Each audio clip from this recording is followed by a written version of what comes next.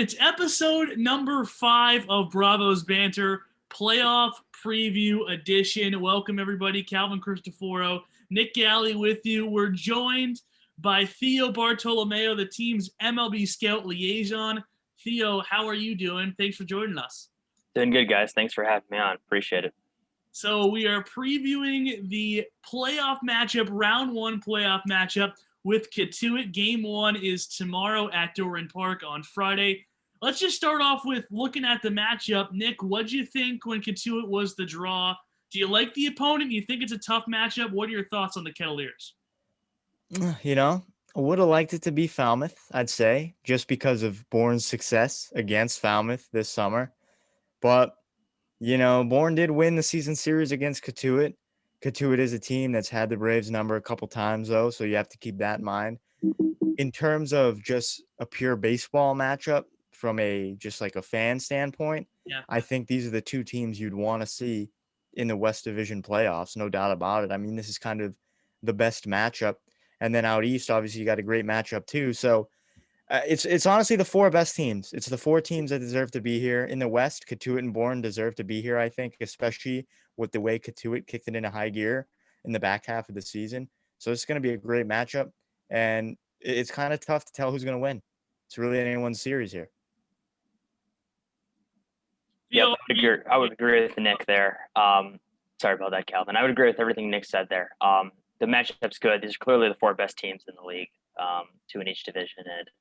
And I think nobody was really surprised that Katuitt got in. And I think it's interesting because Katuitt is, you could definitely make a case, as the hottest team in the league going into the playoffs here. And Bourne obviously has the best record, but they've had a lot of roster turnover the last week or so. So it's going to be an interesting divisional matchup for sure. And then I think whoever wins is going to definitely get a tough opponent in either Brewster or Harwich. Those 2 teams have been really coming alive the second half of the season. The East was pretty about 500 for every team during the first half of the season, but Brewster and Harwich really solidified themselves as the 2 best teams in the second half of the season. So it's going to be 2 very good matchups. Yeah, and looking closer at the Braves series against the Kettleers, Nick, you mentioned the Bravos won the season series, but it was tight, 3-2, right? That was the final in the 5-game set. 1 game did get rained out. That was the game in the 4th inning, but the Braves were trailing 5-3. It wasn't a complete game, so it got wiped away. But after the first couple of games, the past 2 have been blowouts. 13-2, Katuitt won at home. 13-1, the Braves won at Doran just last week. So it all comes down to the pitching. And it seems like Coach Shapiro has been setting up his pitching staff for the playoffs. So, Theo, you might have insight on this. I'm expecting Austin Parsley tomorrow, Michael Sansone on Saturday. Is that fair? Yeah, so you're actually most likely going to see Michael Sansone tomorrow night as the starting pitcher. Nice. And then Jake Bennett is also going to be in the mix there. It's still to be determined as to when Bennett is going to pitch. Yep. It's either going to be starting game 2 or starting game 3 if we get there. Parsley is in the mix to start that game 2 potentially if Jake Bennett is to go game 3. Obviously, if Parsley starts game 2, then you lose a little bit of depth in your bullpen. So it is gonna be interesting to see how Harvey Shapiro and pitching coach Eddie Marco manage the pitching, both the starting pitchers and the bullpen throughout the weekend. And a lot of it is going to be based off of what happens on Friday night, whether the Braves win Friday night or whether Katuitt takes that first game of the series. So that's going to really set the tone for game 2 on Saturday. It could be a tough game for the Braves because they could be facing the season being over if they lose Friday night. So Friday night's game will determine a lot, but look to see those guys in the starting rotation for sure. Well, with all that stock being in Friday night's game, is it a possibility we see Sansone start and Austin Parsley, the first guy out of the pen, on Friday? That's absolutely a possibility. Yep, and it really depends on the score of that game on Friday. If Michael Sansone gives us 5, 6, even 7 innings of solid, 1-2 run ball, and it's a close game in the 6th, 7th inning, you could definitely see Austin Parsley come in for an inning, maybe 2, but probably more just 1 inning on Friday, so as to save him for potentially a relief appearance in game 3 or later in the series, or to save him for a potential start in the championship series if we get there.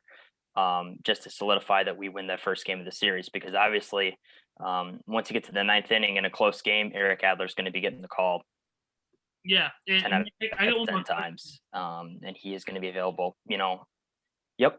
Yeah, I got one more question before I go back over to you, Nick. So, um, you said 5, 6, maybe 7 innings. Now, all season long, it's been a piggyback start. The starter goes 4 or 5. That's at max. We saw Jacek go 6 the first time a Brave went 6 all season. Do you think that that's out the window? And starters, if they're rolling, can go 7 or 8 innings? Yeah, well, I wouldn't say, see a starter go 7 or 8 innings would be pretty rare, I think, especially in the Cape League. But You think it's a possibility?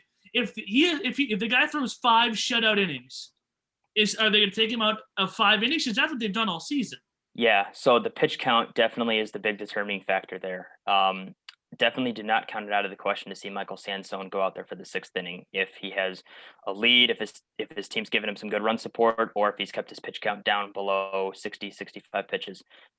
He could definitely go 6 innings. Now that it's the playoffs, innings limits on pitchers from their college coaches still matter, obviously, but at the same time, Harvey and the coaching staff, they are trying to win a championship here. So obviously Sansone has been arguably our best starter all year. So he's the best guy that you've got game 1. It definitely is not out of the question to see, a starting pitcher or multiple starting pitchers go into the 6th inning on both the Braves side and the Katuitt Cavaliers side as well. Nick, your thoughts on that? What do you see a possibility where Michael Sansone can go 6 innings tomorrow? I think so. I think at this point, 3-game series, each game has so much stock. I say you get a guy, you ride him as much as you possibly can. And I know me and Theo were actually talking about this a little bit yesterday. Theo right now, for those of you who don't know, sitting 15 feet outside my door right now. So thank you for setting the scene, Nick. Of course, yeah. So yeah, we were talking about this yesterday, and it's just, as Theo said, they're trying to win a championship. So really, it's at this point, kind of full reign to Harvey Shapiro and his coaching staff on what he wants to do, how he wants to handle these pitchers. And I say, yeah, if a guy's cruising, let him go 6, 7 innings. Ideally, like if a guy really is in the zone, let him go 8. Oh, okay. I mean, I say if a guy has 70 pitches through 7 innings or something, which is obviously very hard, especially in a league like this where guys are working counts like crazy at this point in the year. Pitchers are tired. Their command might not be all there. But if you got a guy 75, 80 pitches through 7, let him go 8. I don't care. I mean, chances are he's not going to pitch again you have to look at it like this. You have a starter go 7, 8 innings, probably not going to pitch again if Bourne goes to the championship. I mean, that's probably going to be game 3. It would be a full 5 days away. So you don't think Sansone can get? I mean, depending on right, depending on how long he goes, say he goes 7 innings. I mean, I know we probably don't expect him to go 7 in game 1, but say he goes 7 innings, throws, I don't know, 80, 90 pitches. I mean, and then what's the coach of Fairfield saying? Yeah, true. Yeah, there's a lot of questions. He might not want him to pitch again. So it's going to be interesting to see how this pitching staff gets handled. Yeah, there's a lot of questions. Michael Sansone has been so good in this entire season. Got touched up a little bit last time he was on the mound. That was in Wareham. Gave up 4 runs in just 3 innings. Theo, I want to go back to you. Another guy we haven't brought up at all is Matt Jacek, and he was exceptional in his first start. He threw 6 innings. That was on Sunday, right, against Katuitt. That was Sunday, right? Yeah, I believe so. Was it Monday? Monday. Yep. Monday. Okay, so it was Monday. He came in after an excellent season in the Hamptons League, 6 innings, 1 run ball against Katuitt. Is he a guy we could see in the playoff series? He's absolutely a guy you could see in the playoff series. Look for him to come out of the bullpen on game 3 on Sunday. If there is a game 3, he is going to be unavailable Friday and Saturday. He's going to be out of town for a family reunion, I believe. But he is definitely, if the Braves sweep Katuitt, win 2 games, there's no game Sunday, look for him to then be a starter in that championship series. Okay. if there is a game 3, obviously that's a winner go home situation for the Braves. So, obviously it's tough because we're evaluating Jacek on um, only one appearance for us. So there's not a whole lot of stock or data there, but he did show himself as being a very capable pitcher in that one appearance against the team that we're going to be playing this weekend. So um, it would be a pretty wise move, in my opinion, to throw Jacek out of the bullpen on Sunday. He's a solid arm. Katuit's already seen him, yes, but he might be the best that you have in the bullpen on a Sunday if you've already used Cole Chidoba, Austin Parsley for that weekend series. Yeah. Okay. So you mentioned Austin, you mentioned Cole, you mentioned Jake Bennett. So who are the 3 starters? You think Sansone gonna get it tomorrow? You already said that. Sansone's getting it tomorrow. Yep. And then Jake Bennett is also going to be a starting pitcher. Like I said, the game 2 starter is still to be determined. That is going to kind of be influenced on whether we win on game 1 tomorrow. Okay, so if game 1's a W, is it Austin? Game 2, or do you know? What would you think would be the situation there? It certainly could be Austin game 2. It depends on if he throws relief in game 1. I think the coaches are going to try and do everything they can to Win that game. make sure that they don't throw Austin Parsley game 1 if they don't have to. It's going to be easy to go to him because he's arguably the best arm in your bullpen. He's been a starter most of the year. Yep. But if you can avoid throwing him game 1 in relief and you win game 1, it's a very logical sequence to then start him game 2, give you guys a good chance to win game 2. Jake Bennett game 3, also a very good situation there for the Braves. So Nick, I want to throw this over to you then. What is the situation you bring Austin Parsley in? Because game 1 is so critical. You do not want to go to Lowell Park where there's going to be, we expect, 4,000 people there? A lot. It's A going to lot be of people there on Saturday. People love their Katuitt Cavaliers. So what's the situation? Sansone, gives you 4 or 5 innings. Okay. The score is 2-2 in the 6th inning. What's the move there? Or you're down 3-2, or you're up 3-2. What does the score need to be for you to put Austin Parsley on the mound? Because, like Theo said, he's probably your best arm in the bullpen, right? What's the situation where you go to him trying to secure a win in game 1? This is why I'm glad I'm not a coach. I don't really have to make this decision. But if I had to say, it's, you put everything you have into today because you don't know if there's going to be a tomorrow. That's the way I look at it. Well, you do know there's going to be a tomorrow in game 1, but still, you got in game 1 you do. But honestly, the way I look at it is, if you say, okay, there's going to be game 2 tomorrow, we can just win tomorrow. Yeah, you can't. Why not win tomorrow? I mean, tomorrow. You gotta get game 1. You have to get game 1. It's critical. You have to. This, in my opinion, this series is going 3 games. So what Bourne needs to do is just take care of business at home. Yeah. And that's what you need to do. So I would say focus on the home games heavily. I'd say bring Parsley out of the bullpen if you need to Friday. And then if there's any game you can drop, it is game 2. But just take care of business at home. Personally, you want to win game 2. I mean, there's no doubt. I mean, you'd love to sweep this Katuitt team.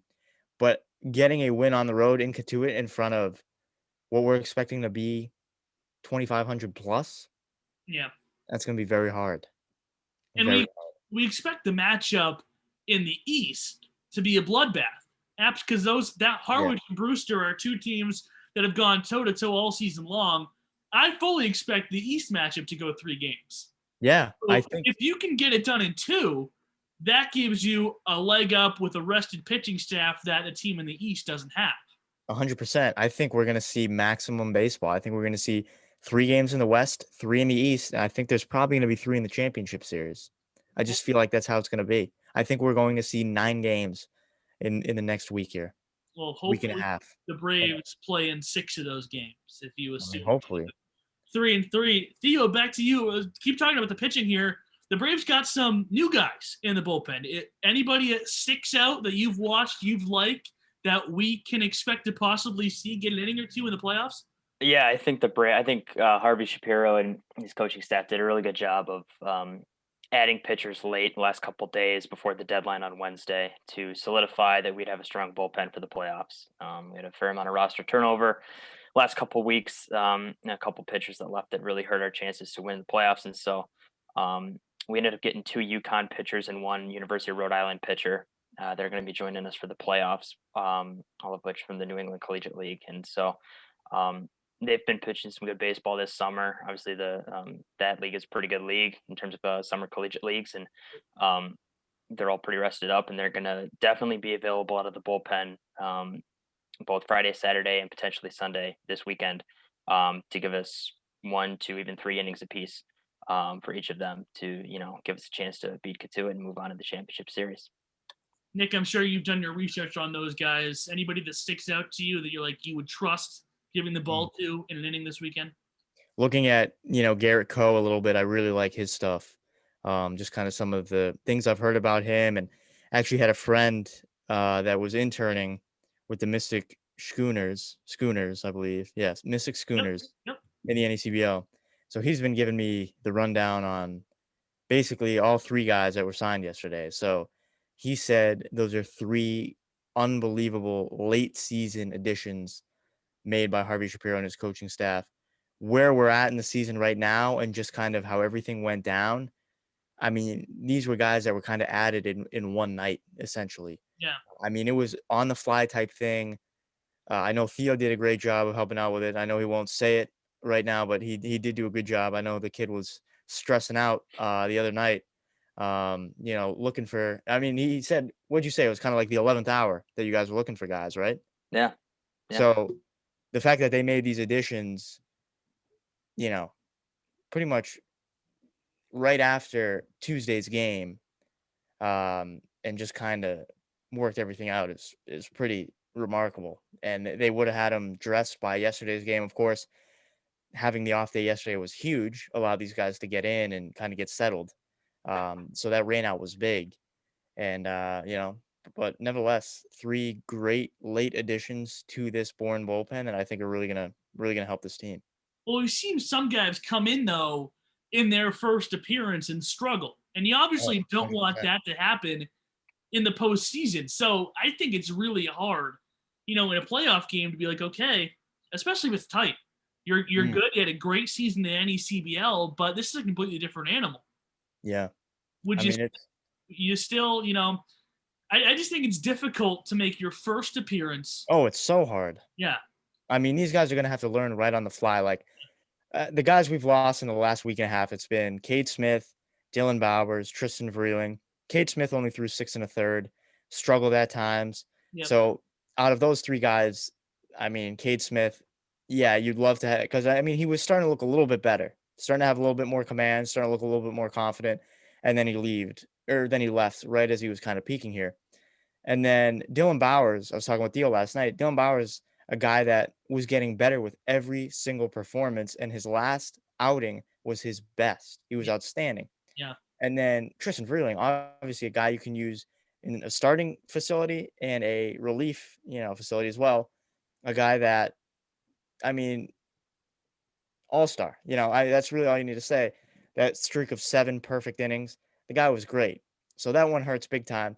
These 3 guys are going to come in and replace Cade Smith, Dylan Bowers, and Tristan Vreeling right out of the gate, I don't think. But they kind of have, I mean, they're forced to. They're forced to kind of be not quite at that level, but near it at least, in order to give this Bourne bullpen some relief in a huge game. So it's going to be tough.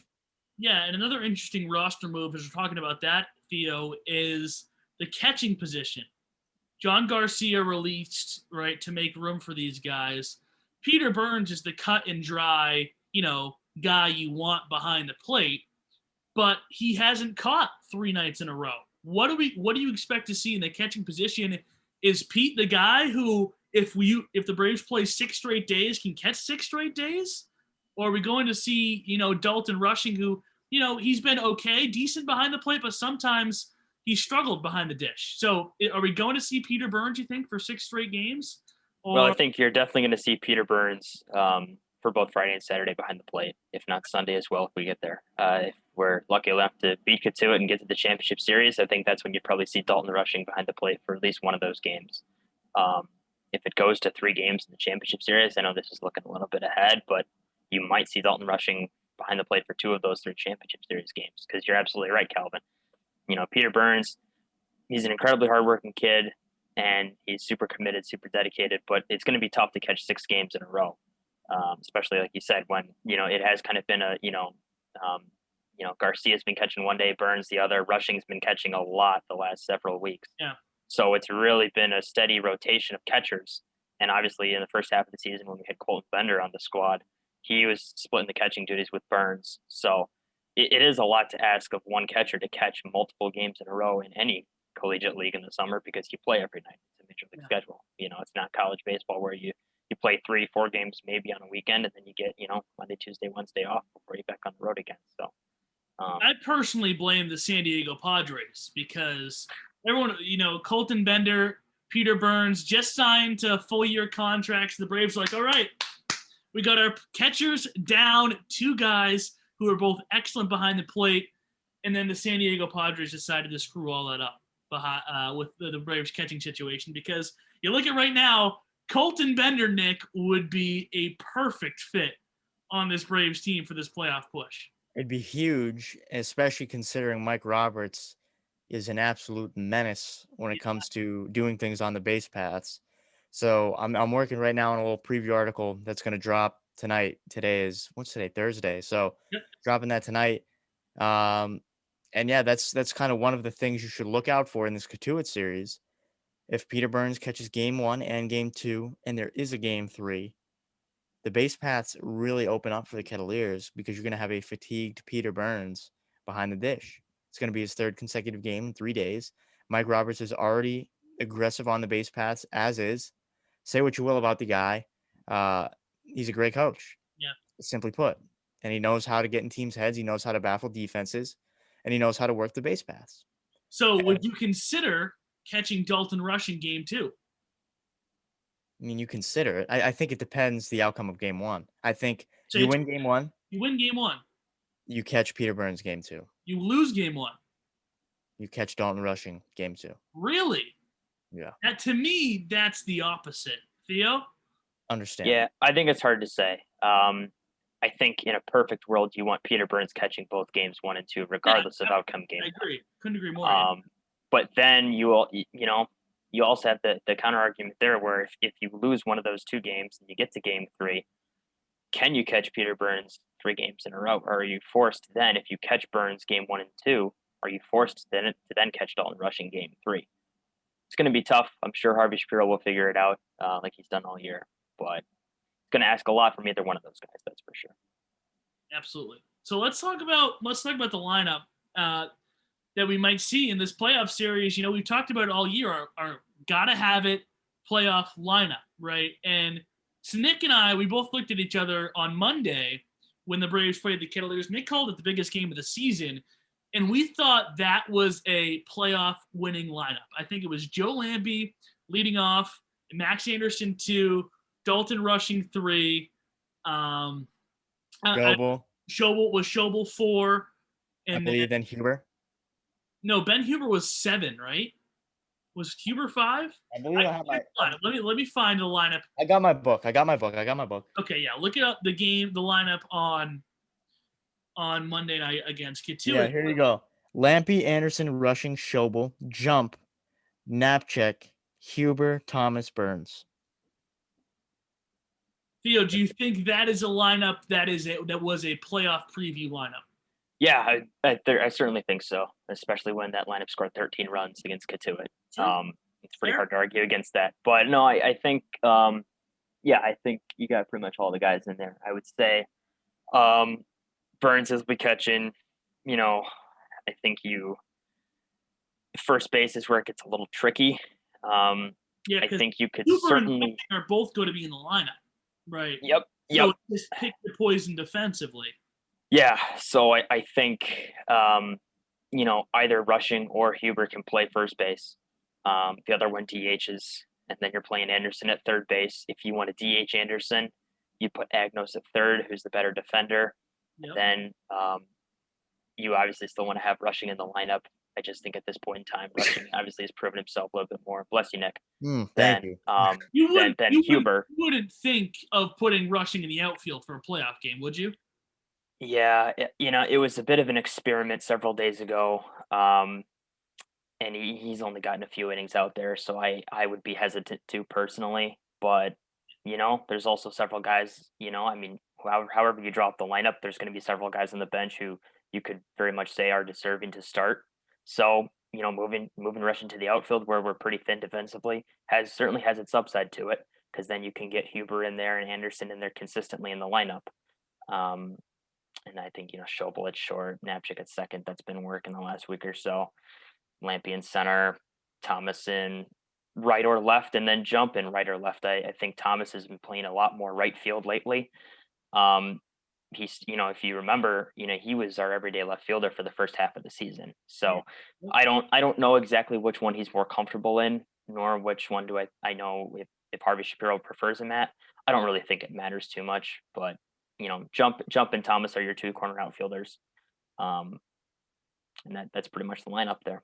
Jump has seemed to be hitting the ball harder, but still his hits really haven't come around. Do you have faith in him that he'll be able to get some balls down in this playoff run? I certainly do. Yeah, I think Hunter Jump could actually be a huge piece to our playoff run. I think he, like you exactly said, he hits balls hard. He's a good hitter, good speed.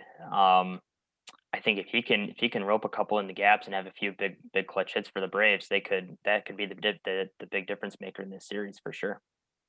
Nick, is that your lineup as well? What stands out to you when you look at the Braves starting nine in this playoff run? Do you want my perfect lineup? I'll give Yeah, you my perfect lineup. go ahead. Yeah, I'd love it. Yeah, I actually have it. I actually have it written down. This is on the preview article, but I'll give it to you guys right now for the sneak peek. Oh, I okay. got Joe Lampy in center, leading off. Max Wait, let me Anderson. pause right there before you keep going. Hmm. That's some of the, before I go, Nick, I'll have you finish. But Theo, you think it's going to be Lampy 1, Knapchick 6, or vice versa? Because that's a big topic. I know the Braves like to put that second leadoff hitter, quote unquote, in the sixth spot. Yeah, I think if you bat Knapchick in the two hole, right behind Lampy, I think you lengthen out the top half of your lineup. But if you look at who's been producing and what parts of the lineup have been producing over the last couple of weeks, it's pretty easy to say that you do need some depth down in the bottom half of the lineup. And I think hitting Knapchick in the 6 hole or even 7 hole, maybe as a broad brushstroke down in the order, you provide more depth in that bottom half of the order. And so, I think that has its upside to it. So I would stick with Anderson in the 2 hole behind Lampy, just because he's been there for a majority of the season and he's done a very good job there. He's an excellent 2-3 hole hitter. Okay, Nick, continue. Excellent. So yeah, I have Anderson batting second at third, Rushing batting third at first, Schobel cleanup at shortstop, Huber fifth at DH, Knapchick sixth at second, Colby Thomas seventh in right field, Jump batting eighth in left, and Peter Burns batting ninth behind the dish with Michael Sansone starting. That would be my ideal game one lineup. Yeah, no, I agree. I agree. I like a lot of that stuff.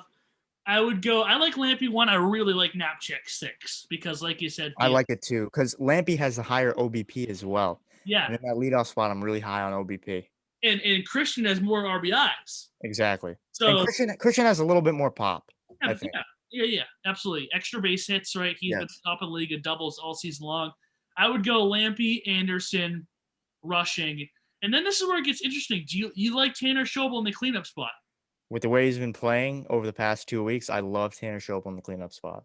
I like him there too. And then I think it's a conversation with Huber and Jump 5 to 7 because I think Christian Knapchick's going to get on base. Mm-hmm. So I kind of like Huber hitting 7th personally.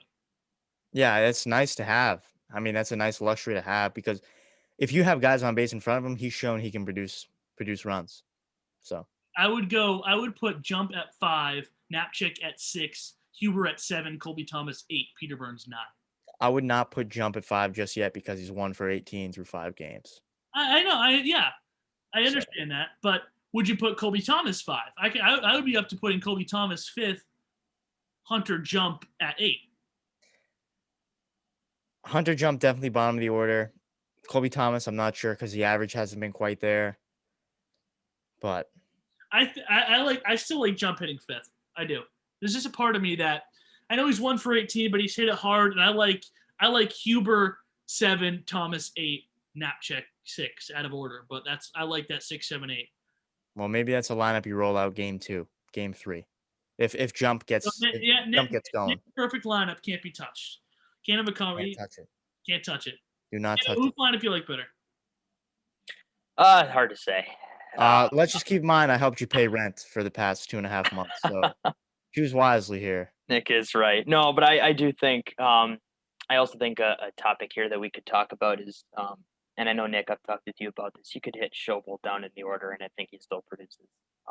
He's been swinging a hot bat the last couple of weeks, and he's earned his right to hit in the cleanup spot. But I think you could actually hit Huber in the 4-hole just because he's your prototypical cleanup hitter. Yeah, he could have some big hits for us there. You drop Schobel down in the order, even though he's been swinging it fine, and I don't think you impact his bat whatsoever. I think he still swings it well. So by dropping Schobel down in the order a little bit, I think you could provide some depth and down in the bottom half of your order there. So just to give Knapczyk a little bit of help in terms of producing down in that order, and you could even bump up Thomas a little bit too. But yeah, I think a lot of those pieces you could very change them from day to day. But either way, I think it's the lineup that's been producing better the last several days compared to a week and a half ago, where it was evident that we were struggling to score runs. Yeah, I think it was after Wimmer went home. Those couple games after that, there was a really noticeable difference in the offense. Just felt like there was a huge hole. Yeah. Well, it'll be interesting to see how this lineup plays out. We'll see who produces, who doesn't. We're running out of time here on our playoff preview episode of Bravos Banter, but I'll just go around here. Classic, we got 5 minutes. Key and prediction for this round 1 series against Kituitt. Theo, I'll start with you. Give me your key to success and a series prediction. I was really hoping you'd start with Nick there, Calvin. No, I can go. I would say I'll start with my prediction. I think the series is going to go 3 games, and I think the Braves will win 2-1. I think it's going to be a classic home victory. So Braves will win Friday, Kituitt win Saturday, Braves win again on Sunday. I think all games are very close. Key to this series, I think you could go a couple of ways with this. I think, like we just talked about, depth in the lineup for the Braves, bottom half of the order, they need to produce for sure. When we were a week and a half, 2 weeks ago, when the Braves were only scoring 3, 4, 5 runs a game, it was very clear that the top half of the order was scoring all of those runs. Recently, the bottom half has picked it up a little bit, but if the Braves want to have a legitimate chance against Kituitt this weekend, I think the bottom half needs to continue to produce. Could also talk about the bullpen. I don't think the starting pitching is going to be a massive problem for the Braves. It's been good all year. I think you have to assume that those guys are going to hold their weight in the playoffs and perform. The bullpen, bit of a question mark, like we talked about. We added some pieces recently that I think can help us in the playoffs. It's just going to be a matter of if they can, step up and provide us some meaningful innings down the stretch.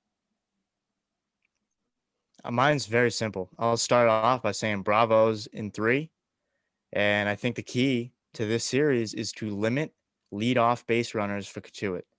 And why that's my key is because leadoff, you can do so much with a leadoff base runner. I don't care what inning it is, especially Mike Roberts. He can do so much with that. What we're going to see a lot of sacrifice bunts this weekend, a lot of suicide squeezes, safety squeezes. I've been looking into him a lot, his jump leads. I know he does, on both second and first, he'll do these jump leads. And I've just been looking into as much as I can about his base running tactics and try and get an idea of what we're going to see. And he can reach much deeper into his bag of tricks if Kituitt gets guys on base with no outs. So if Bourne needs to focus on anything, get the first guy of every inning out. And then, ideally, just 27 guys up, 27 guys down. If you can throw 2 perfect games, you're good to go. All right. Honestly, you're good to go right there.